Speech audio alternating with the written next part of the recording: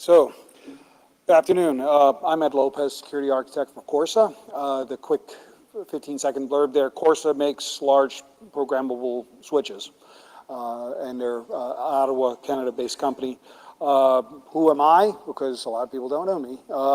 For the past 20 years, I've been involved heavily in network security, basically selling, deploying, and even building very, very large middle boxes. In fact, this time last year, I was vice president of product management for Fortinet for carrier solutions. And one thing I can tell you after 20 plus years, I hate middle boxes. They're terrible, okay? So, that said, I want to talk today about contextual forwarding. And what do I mean about contextual forwarding? Well, one thing, to put this thing into context per se, is that we're dealing with a lot of pressures. Some of it, and the example I used in this in the abstract was geopolitical pressure. There were others, but the idea here is that now, for example, in the news, we see after the London Bridge attack, hey, here's the UK Prime Minister saying we have to regulate the internet. You know, if anybody's been keeping track of the news regarding what's going on in the Middle East, you know, and what's going on in Qatar. You know, it's interesting that today, if anybody's going to Dubai, just to let you know, the penalty for supporting Qatar in social media in Dubai is 15 years in prison.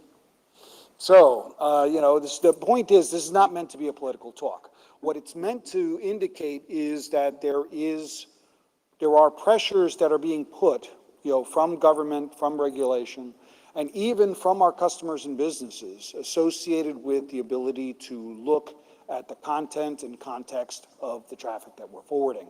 Of course, you know, as network operators, you're not, you know, you want to pass the packets. You don't want to read them per se. And like I said, much of this pressure is currently directed towards content providers, application service providers, and even device manufacturers. But in many cases, government intervention into peering is now being considered. So the real question is, if we had to, as peering points become more specialized, more associated with you know, application-specific, content-specific, what have you, if we had to, could we scale the ability to contextually forward traffic to meet peering performance? And what I mean by contextual forwarding is the ability to use programmable data planes to forward packets based on traffic analysis or inspected content. So the idea of decoupling these middle boxes to be able to scale the solutions to meet the architectural requirements, because middle boxes are terrible forwarding planes. They don't integrate well. They generally tend to be very problematic. But as this slide is showing, the ability to decouple security analytics, make use of analytics, and this includes DDoS, the ability to be able to direct traffic of interest to deep packet inspectors that are on the side, as nearline rather than inline, and the ability to perform all of this on a programmable forwarding plane that integrates correctly into our networking environments is a key goal here. So the idea of, you know, in a traditional, you know, just a very simplified, of course, peer standpoint here, the idea here is, again, that there is, of course, flow capture data. We receive this data all the time and send it to analytic engines. This is, you know, the net flow, the S flow, the whole 9 yards. We also have event data. Okay, this event data may be coming from our customers, it may be coming from various sources, but this is, you know, clear event, hey, I see something, I'm trying to say something, kind of information.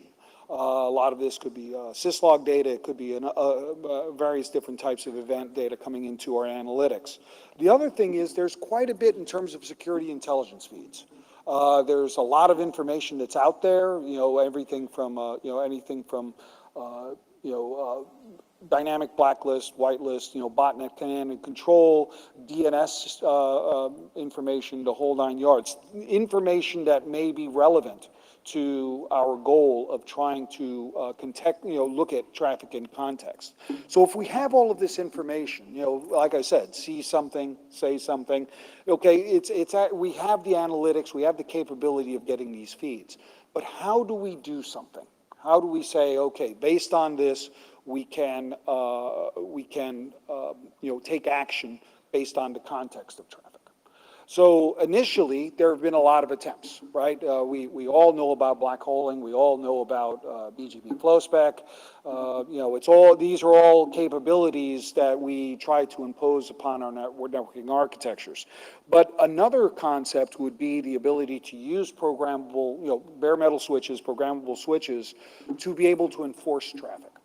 The idea here is this device's sole purpose is to create a virtual layer 1 wire and be able to enforce ACLs and or programmable flow rules based on contextual information. It sounds a lot like SDN, but one thing that we're trying to avoid is complexity. We're trying to avoid complexity of implementation. We're trying to make this work for us. So rather than dealing with all of the intricacies of SDN and the like, the better path is to simply make use of standardized APIs. Look at it from an implementation problem. Be able to say, look, we support RESTful APIs in our platforms, in our analytics platforms. We support FlowSpec. We support syslog. There are others, the IETF. We talk quite a bit about DOTS and interface to network security functions. And in fact, I'm an author of the framework document on I2NSF at the IETF. So the idea of being able to, instead of making it a massive programming problem, be able to convert our data through standardized APIs into dynamic ACLs and into programmable flow rules makes this work. Now, this allows us to do things like pass, block, or rate limit traffic. The other thing that we can do, and of course this is supported in these methodologies, including BGP FlowSpec, is the ability to redirect traffic. The ability to say, hey, there's a rule in place, there's suspect traffic out there, I want to send it to a deep packet inspector for some reason. And therefore be able to sideline that, and it does two things for us. First of all, it gets that engine out of the way. It's used when it's needed to be used, but it's out of the way. The second thing it does is, because that inline inspection engine is no longer concerned about making a routing or forwarding decision, it's pretty simple, right? One interface in, one interface out. It allows us to, one, virtualize and scale these solutions. So, two, it makes them quantitatively stable relative to performance, because they do the same thing on all packets they receive. So this allows us the idea, or the concept of being able to apply analytics and even potentially apply direct packet classification onto the problem of trying to forward traffic in context. So the idea of an enforcer, the ability to create this path-centric virtual wire using dynamic ACLs and multi-tuple programmable flow rules. Unlike SDN, like I mentioned, using standardized API. And DevOps integration is key. One thing that we want to do here is we want to make sure that we're incorporating it in our automation, our orchestration, our monitoring solutions. And the enforcers can certainly directly mitigate traffic at wireline rates and redirect traffic to nearline engines. So this allows us to virtualize those solutions, place them on open compute platforms, be able to load balance, be able to amplify the value of security intelligence, basically get the packet processing that's CPU intensive out of the direct path and sideline it.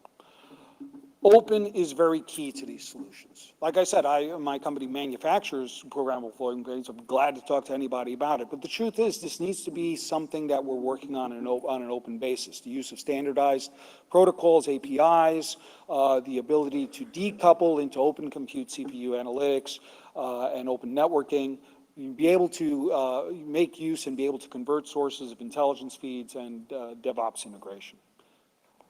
That's my pitch. So thank you very much for your attention.